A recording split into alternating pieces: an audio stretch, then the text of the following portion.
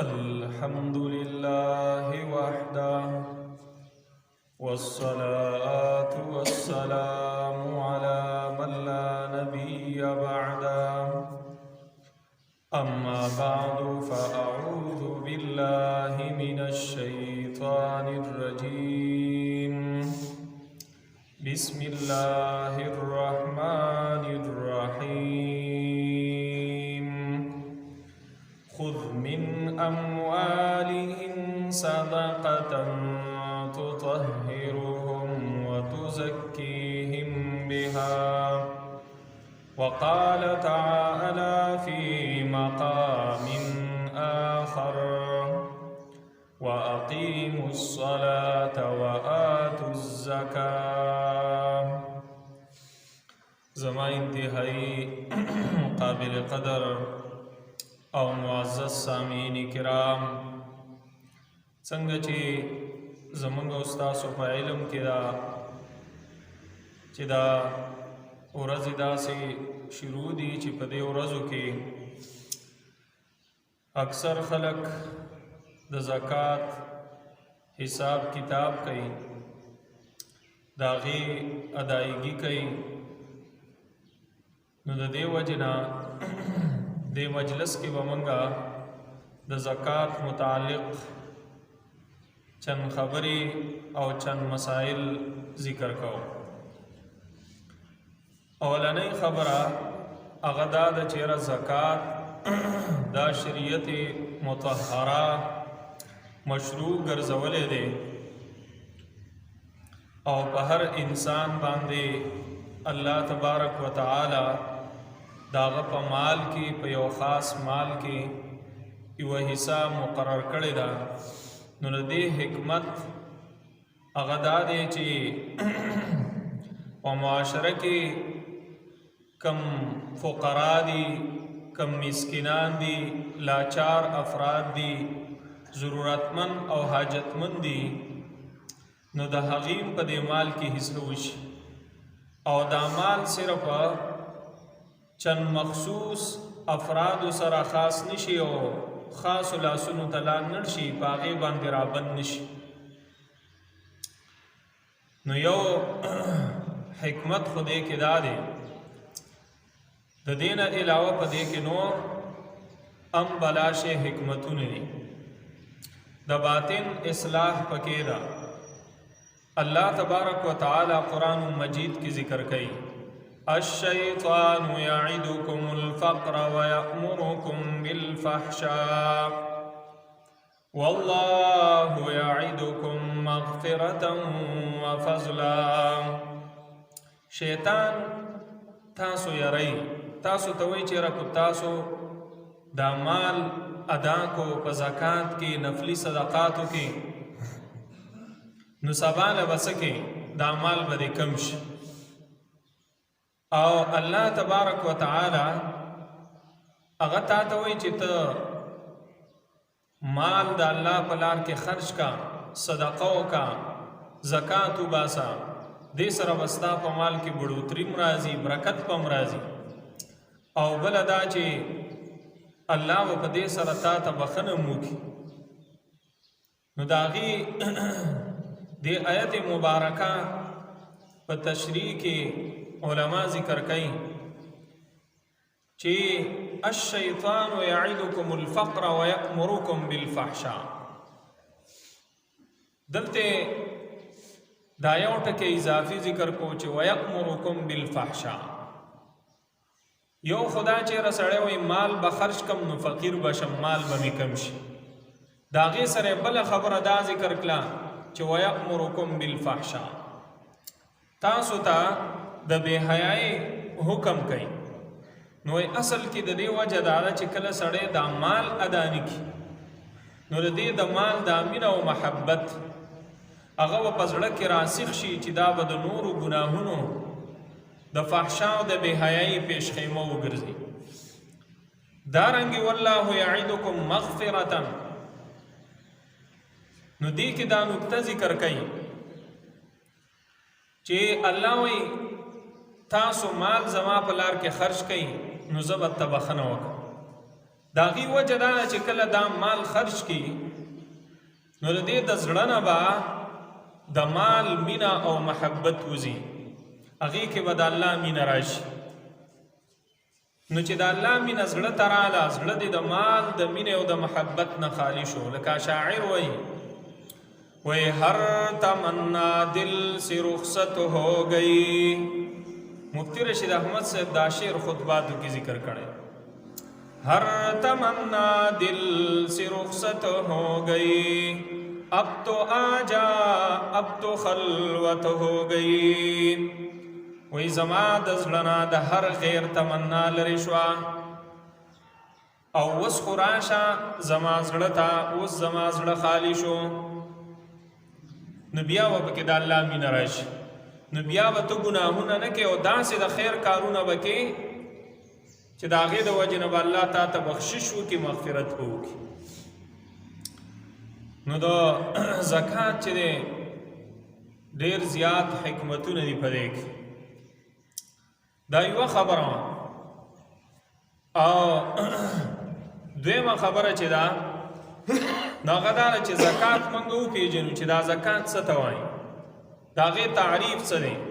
نو د هغې تعریف دی د زکات تملیک جزء مال عینه الشارع من مسلم فقیر غیر هاشمی ولا مولاه مع قطع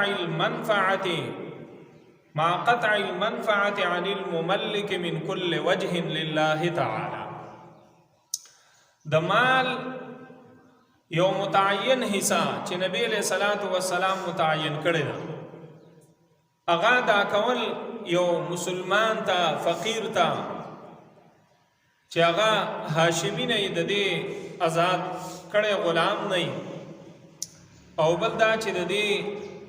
زکات ورکوونکي بل څه غرض او مفاد د دې سره وابسته نه، خالص د الله د رضا داغه کس له ورکي. بعض ټیم کې خلکو مزدوران نوکران ساتلی، نو هغې له اجرت کم دی، د دې وجه نه چېرې زه تا له زکات خیرات به درکړم. نو دا اصل کې تا هغه زکات خیرات چې دی نو تا د هغه ته په مزدورۍ کې حساب کو، دا خو ستا زکات ونه شو. دې کې به ته هېڅ قسمه مفادات مخې ته نه ږدې، خالص مخلص د الله د رضا به دا ورکې. دې ته زکات ویلې کېږي. او دریمه خبره هغه دا ده چې د زکات حکم چې دی نو هغه څه شی دی. الله تبارک وتعالی په قرآن مجید کې د مونځ سره په 22 ځایونو کې د زکات حکم ذکر کړی. علامه شامی رحمه الله تعالی ذکر کوي اقیموا الصلاة وآتوا الزکات، تاسو مونځ ودروئ او زکات ورکوئ په 32 مقاماتو کې. دیو جن زکات چې دی نو دا فرض دی، قطعی حکم دی د الله تبارک وتعالی. دیو جن ټول علما وایي چې یو سړی د زکات نه منکر شو نو هغه کافر شو. یو دا چې زکات نه ورکوي خو مني، په دې سره کافر کېږي نه ګناهګاري. او یو دا چې زکات د سره مني نو دا سړی بیا په دې نه منلو سره اوس یو سړی وایي زه مونځ نه منم، څنګه چې په دې سره کافر کېږي دقرنګې په زکات سره هم کافر کېږي. نو دا فرضي حکم دی. دا بله خبره شو. څلورمه خبره هغه د زکات متعلق چند شرایط او د هغې په ذیل کې د زکات مسائل. زکات چې دی دا په کوم قسمه سړي باندې ادا کول فرض دی. داسې سړی به زکات ادا کوي چې هغه مسلمان وي، په کافر او په مرتد باندې زکات نشته. عاقل وي چې دایمي پاگل او لیونی وي په هغه باندې نشته. بالغ وي په نابالغ باندې زکات نشته. نه په خپله پېشته او نه د هغه ولي ته اجازت شته، د هغه سرپرست ته اجازت شته چې د هغه د مال نه زکات ادا کړي. دارنګې لیونی چې دی په هغه په خپله هم زکات نشته، د هغه ولي ته هم دا اجازت نشته چې هغه د دې د مال نه زکات ادا کړي. نو مسلمانی عاقل وي بالغ وي بل دا چې د زکات د فرضیت علم وتی خدا دارالاسلام دی دې کې هر چاته پته ده چې زکات فرض دی دا د هغه سړي دپاره حکم دی چې هغه د کافرو په ملک اول ته ټول کافر هغه ته علم نه چیرې د اسلام یو حکم دام دی چې زکات به ادا کړي نو د هغې دپاره شرط دا دی چې هغه ته به دا علم وي چیرې زکات دا فرض دی بل دا چې دا سړی به آزاد وي غلام بنئ ځکه که یو سړی مرئ غلام وي نو د هغې ملکیت ته څه راځي نو په هغه باندې زکات نشته دویم قسمه شرایط هغه د مال سره تعلق ساتي کم قسمه مال باندې به زکات فرض وي نو هغه مال باندې به زکات فرض وي چې هغه ستا په انرشپ کې وي ستا په ملکیت کې وي کم مال چې ستا په ملکیت کې نه صرف په تصرف او په قبضه کې نو په هغې زکات نشته مثلا تا د چا نه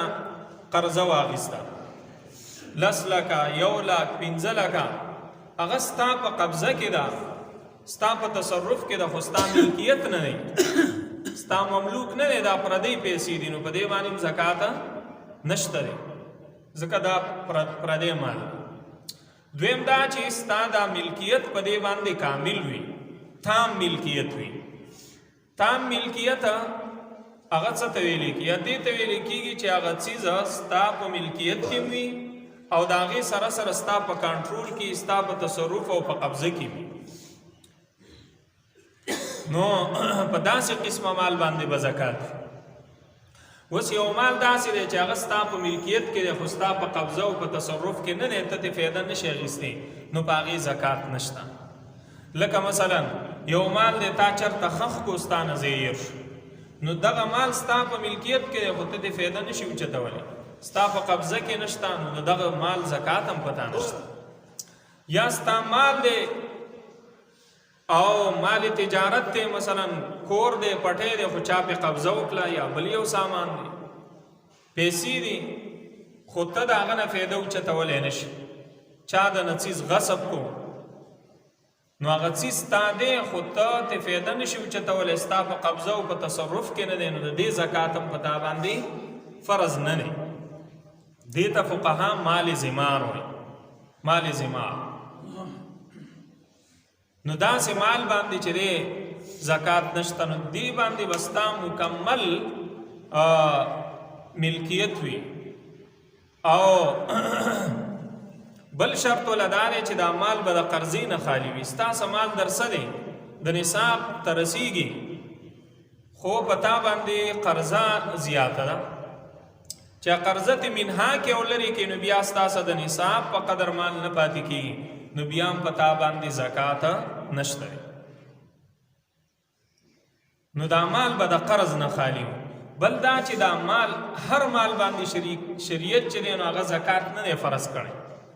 بلکې په هغه مال باندې چې هغه ته مال نامي وایي زیاتېدونکی مال ځکه د شریعت احکامات ډېر معتدل او داسې مال چې هغه کې اضافه نه راځي کو سړی ته زکات ورکوي نو دا مال بیا ختم شي نو د داسې مال نه به زکات ورکوي چې هغه کې اضافه راځي بړوتري راځي نو ته چې دلته زکات کې 40 حصہ ورکوي نو هلته به تاله نور بلهاشه منافع راغلي وي ستا مال هغه به زیاتېږي دې سره کمیږي نو هغه کم قسمه مال دی هغه کې سونا ده چاندي ده خو دا په هر صورت کې ستا سره د زیور په شکل کې ستا سره داسې پرته کولاو پرته او دارنګې چاندي ده دام کو په هر شکل کې ستا سره زیور په شکل کې وي یا د قلم په شکل کې وي یا د غړۍ په شکل کې وي یا په میز باندې تا د هغه نه ګلدان جوړ کړی یا د جام په صورت کې وي نو په هر صورت کې په دې باندې زکات چې دی نو هغه لازمیږي په دې مال دارنګې نقدي ستاسو درسه دي نقد پیسې دي درسه او یا مال تجارت ته مال تجارت هغه ته ویل کېږي چې هغه څیز ته د تجارت په نیت باندې واخلي تجارت تا پټې واغستو کور دی واغستو سامان دی واغستو پاغي کې دی څاروی دې واخیستو په هغې کې د تجارت د منافع نیت وکړو، دې ته مال تجارت. او بل دا چې دا ټول چې رایوځای کې سونا، چاندي، نقدي، مال تجارت یا د دې ټولو مجموعه، یعنی دا لږ لږ مقدار کې دي، د یو نصاب نه پوره کېږي، ټول لږ لږ مقدار کې دي، خو چې ټول راجمع کې قیمت په اعتبار سره دا 52 تولې چاندي ته رسیږي. نو په دې ټولو باندې بیا زکات شته. مثلا یوه زنانه ده، د هغې څه سونا ورسره ده، څه نقدي روپۍ ورسره دي، نو سونا خو کمه ده، توله 2 تولې ده، خو دلته پیسې ورسره دي، نو هغه به هم بیا دې پیسو ته راواړي چې هغه د 2.50 نیمې تولې چاندي مقدار ته رسیږي، نو په دې باندې به بیا زکات فرض. البته په دې خاص مسله کې بعض حضراتو دا رایم پیش کړی دا چې چونکې نن سبا ډېر خلک داسې چې خصوصا زنانه، بلکې 98% زنانه داسې دي چې د هغې سره څه نه څه زیور ورسره او خامخا له 10 روپۍ خو درې زنانه سره، نو هغه چې میلاو شي د قیمت په اعتبار سره په هره زنانه باندې بیا زکات او قرباني دا پې لازمیږي. او دا ښځې اکثر داسې چې د دې ملکیت کې نوره څه سرمایه نه وي، بیا خصوصا زمونږ کم پسمانده علاقې چې، نو د دې وجې نه هغو ویلي دي چې یاره د قیمت په اعتبار سره به میلاویږي نه، د اجزاو په اعتبار سره به میلاویږي. مثلا نیم نصاب ستاسو د سونا برابریږي، نو نیم نصاب به د چاندي برابریږي، نو بیا به پې زکات. دا نه چې له 10 روپۍ وسه میلاو کې او زکات، نه هغه به حساب وکړي چې د دې څه کمې پیسې دي، نو دا د نصاب نیمې حصې ته رسیږي او که نه، نو که نیمې حصې ته رسېده بیا به پې زکات فرض وي، او که نه رسېده نو بیا به پې فرض نه وي. نو دا مال به داسې مال وي چې په هغې کې به اضافه راځي. هر مال کې چې دی نو زکات نشته. اوس داسې چیز دی چې هغه ستا د ضرورت دپاره دی، نو په هغې کې زکات نشته. دې وجې نه دا مستقل شرط دی چې دا مال به هغه مال وي چې دا به ستا د ضرورت مال نه وي، د حاجات اصلیو نه علاوه چې کم مال دی نو هغې کې به زکات. حاجات اصلیه څه ته وایي؟ ستا کره کور کې اسباب دی، کټونه دي، مشینونه دي، یا د سورلۍ دپاره ګاڼی دی، یا تا دکان چاله په کرۍ ورکلی، کور دی چاله په کرۍ ورکلی، یا کپنی دستا په هغې کې مشینونه پراته دي، نو هغې باندې ته مال تیارې، یا ته مثلا ګوجرې ستا د میخو پارم دی د هغې نه شوده خرڅې، نو په دې څیزونو باندې، په دغه ګاړي باندې، دغه دکان، په دغه مشین باندې خو زکات نشته. البته د هغې چې کم آمدن دی چې په هغې باندې کله کال تیر شي، نو په هغې باندې به بیا زکات چې دی نو په تا باندې فرض کېږي. دا وله بل شرط. او بل شرط وله دا دی چې په دې مال باندې یو کال تیر شي، یو کال پې تیر شي، نو بیا به باندې زکات فرض کېږي. خو دلته کې دا یو خبره ذهن کې کېږي، کله چې ته د نصاب خاوند شوې، ستا سره مال در سره دی، او هغه د کال په میانځ کې کم شو، ته غریب شوې، اوس مالداره نه شوې، د نصاب نه مال کم شو، بیا زیات شو، بیا کم شو، کمیږي زیاتي، خو چې تا د حساب ورځ راله، په هغه ورځ باندې ته د نصاب خاوند دی، نو په دې منځ کې کو ته غریب شوې مې خیر، په دې صورت کې به په تا باندې زکات چې دی نو هغه فرض وي. دا نه چې ته ویره 6 میاشتې بعد خو زه غریب شوم اوس به بیا کال پوره کوم، نه نه، چې په اوله او په اخره ورځ ته مالدارې، نو په تا باندې زکات فرض شو. کله داسې وي چې ستا سره نصاب کې پیسې در سره دي، نو هغه روانې دي، په هغې باندې 10 میاشتې تېرې شو، اوس په 10مه میاشت نورې پیسې راغلې، مثلا 1 کروڑ ستاسو در سوی، په 10مه میاشت 1 کروڑ نورې راغلې، نو اوس به دا نه کې چې ورېږه په دې 1 کروڑ خو کال تیر شو، په دې 1 کروڑ نه دی تیر، د دې زکات په بیا ورکم، نه دا و ټول میلاوي د دې و په دغه کال باندې زکات وباسي. ها جنس مختلف دی، جنس مختلف دی، ستاسو د جدا چیز نصاب دی او تعالی بیا بل یو چیز ملکیت تراله چې هغه مثلا مال تجارت دی، ستا سره پیسې در سره دي، نو هغه جدا جنس دی، دا جدا جنس دی، نو دې صورت کې به بیا هغه ځان له دغې کال پوره کېږي، نو بیا به په تا باندې زکات فرض کېږي، هغه به د دې سره نه میلاوي. خو چې یو شی یو جنسي او بیا ستاسو اضافي چیز راشي هغه به میلاویږي، هغه وروسته چې کم مال تا ته حاصل شو د هغې دپاره مستقل کال تېرېدل هغه شرط نه وي. بل دا چې دا مال به د نصاب برابر وي، نو نصاب هغه څونه دی؟ نصاب په سونا کې 9 تولې سونا چې ستا سره در سره وه نو زکات د باندې فرض کی، او د چاندۍ په حساب سره 52 تولې چاندي د هغې مالیت چې هغه ستا سره در سره یا مال تجارتي یا د ټولو مجموعی، نو بیا هم په تا باندې چې دی زکات هغه فرض کی. دا نصاب دی. نو دا د زکات متعلق چې دی چند شرایط شو. اوس چند مسائل ذکر کوم د زکات متعلق. قرضه چې ستا په چا باندې نو آیا د هغې زکات په تا لازم دی او که نه؟ یو صورت خو تمخ کې ما ذکر کو چې تا د بل سړي نه پیسې قرض کړي دي، نو د هغې زکات په تا نشته، خو که تا چاله ورکړي دي بل سړي له دې ورکړي، نو آیا د هغه پیسو زکات په تا لازم دی او که لازم نه دی؟ نو دې کې لږ غونته تفصیل دی. یو قرض هغه دی چې تا جب نه راواغېستی او سړي له دې قرض ورکړو، یا مال داسې مال دی ستا چې تجارتي مال دی هغه دې پې خرڅ کړو او هغه قرضه پې ستا راله، نو دې ته دین قوي ویلی کېږي، مضبوط دین دی، مضبوطه قرضه ده. په دې قرضه باندې زکات واجب دی. یو زکات واجب کېدل دي، یو ادا کول دي، دا دواړه خبرې جدا جدا. زکات په دغه قرضه کې په تا واجب شو د هر کال، اوس ادا کې به کړه کله، نو ادا کې به هله چې تاله کله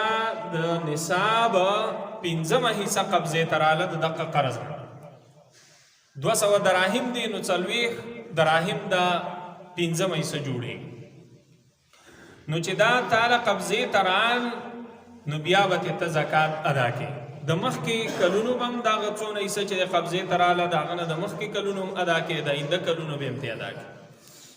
نو دا یو قسمه قرضه ده. دویم قسمه قرضه هغه ده چې هغې ته دین متوسط ویلی کېږي، چې هغه ته داسې چاله قرض نه ورکړي یا د مال تجارت په بدله کې نه بلکې د ضرورت ساماني هغه دې پې خرڅ کړی. نو د هغې په هغې کې دوه قول دي د امام صاحب، یو دا چې زکات پې واجب دی، دویم دا چې زکات پې واجب نه دی. نو راجح قول دا دی چې زکات پې واجب نه دی. کله چې د هغه قرضې نه د نصاب په مقدار باندې تا وصولي وکړه او په هغې باندې کال تیر شو، نو بیا به په تا باندې زکات فرض وي. د هغه مخکې کلونو به په تا باندې فرض نه وي. او بل هغه دین دی، هغه قرضه ده چې هغې ته دین ضعیف ویلی کېږي، ضعیف قرضه ورته ویلی کېږي. دا هغه قرضه ده چې دا د څیز په بدله کې نه وي، لکه د مهر پیسې دي د زنانه، نو د هغې او د دې مخکې صورت دواړو یو حکم دی، په هغې هم زکات واجب نه دی. کله چې قبضې ته رالی او کال پې تیر شو، نو بیا به د هغې زکات فرض وي، د دې نه مخکې به د هغې زکات ادا کول په تا باندې فرض نه وي. دا د قرضې تفصیل شو. دارنګې که ستا په چا باندې قرضه ده هغه انکار کوي، وایي زه نه در کوم، ستا په ما باندې قرضه نشته، ستا څه ګوام نشته، ثابتولی هم نشي، نو د دغه قرضې په تا باندې زکات هم نشته. یا کله وایي شته دی، کله وایي نشته دی،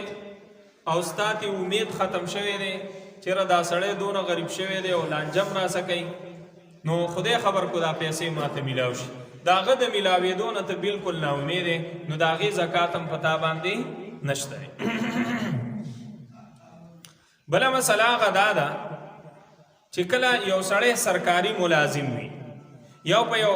کپنی کې جاب کوي مزدوری کوي پاغي کې ملازم وي یا د چا سره نوکر وي دیاړي کوي مزدوری کوي داغي پیسې ساری شي مثلا یو نوکر پیشي کس دی داغي یو پند جمع کیږي جی پی پند نو هغه مال داغال ته جمع کیږي پیسې نو یا په کپنۍ والا باندې ستا پیسې جمع کیږي او هغه ستا قبضې ته نه راغلي نو داغي زکات هم پتا باندې نشتا البحر الرائق کے علامہ ابن نجیم رحمہ اللہ تعالی اغا ذکر کئی وی اطلق الملک فقہاو اغا ملک چدین اغا مطلقاً ذکر کو ماتن یعنی داغی چی کم متن دینو آغی کی اغا ملکیت مطلقاً ذکر کو ناغوی فانصرف الى الکامل د دین ابوس کامل ملکیت مراد وی وهو المملوک رقبه و یدا او دا هغه مال دی چې پاغي کې ستا ملکیت وي او پاغي باندې ستا قبضه وي پاغي باندې ستا ملکیت وي او ستا په قبضه وي دا دوه جدا جدا چیزونه نو دا ستا په انرشیف کې دی دا مال چې کم په دې پڼ کې پروت دی کم کپنۍ والا سره دی خو ستا په قبضه کې نه دی ستا قبضې ته نه دی راغلی نو د دې وجې نه په دې مال باندې زکات نشته دا چې کله ستا قبضې ته رالی نو بیا به ته چې دی نو په دې باندې کال تیر شو نو بیا به د هغې نه پس د دې زکات په تا باندې فرض کیږي او واجب کیږي به بله مسله هغه د تملیک ده دا انتهایی اهم مسله تملیک دا چې ته دا زکات چاله ورکې نو هغه به مالک جوړې ستا په یو کس باندې قرض دی او ته ورته وایې چې هلکه بس هغه قرض په زکات کې حساب شو دا زکات ستا ادا نه شو داسې وکړه چې هغه له نورې پیسې راواله هغه له ورکړه چې هو دا واله او بېرته بېرته واله د قرضې په عوض کې نو بس قرض هم معاف شو او ستا زکات هم ادا شو نو ملکیت ضروري دی په دې کې بعضې سړی د زکات پیسې راوالي جومات پې جوړ کړي بعضې سړی د زکات پیسې راوالي داسې مدرسې له ورکړي چې هغې کې مسافر طالبان نه وي د هغې نه فارم ډک شوی نه وي چې هغې کې غریبانان طالبان وي بیا د هغې محتمم له ورکه د مدرسې محتمم له هم شی ورکولی کم غټ مدارس چې دي نو هغې کې دا ترتیب وي د زکات خپل پروګرام وي لنګر وي پکې نو هغې په طالبانو خوري د هغې ملکیت ته ځي خو کو مدرسې لم ته تعمیر لور کې چې مولانا صاحب داواله او په دې آبادی کې نو بیا د مدرسې په آبادی کې یا په پل جوړ کې یا په جماعت جوړ کې نو په دې سره ستا زکات ادا کیږي نه دا به باقاعده یو فقیر لا هغه په ملکیت کې ورکړي او کوم چې غټ مدارس هغې کې طلبه پاتې کیږي د هغې نه محتمم صاحب فارم ولیکي اجازت دې واخلي هغه به جدا مسله ده په هغې علما پوهېږي هغې ته هیله ویلی کېږي نو زکات کې یو دیزې کې مونږ غلطي کوو یاره زکات ته هو دا جماعت کې ورکا یا په دې باندې هو دا پل جوړ کا یا په دا لاره پخه کیا دې سره زکات چې دینو نه ادا کیږي دا به یو کس ته باقاعده داغه په ملکیت کې ورکړي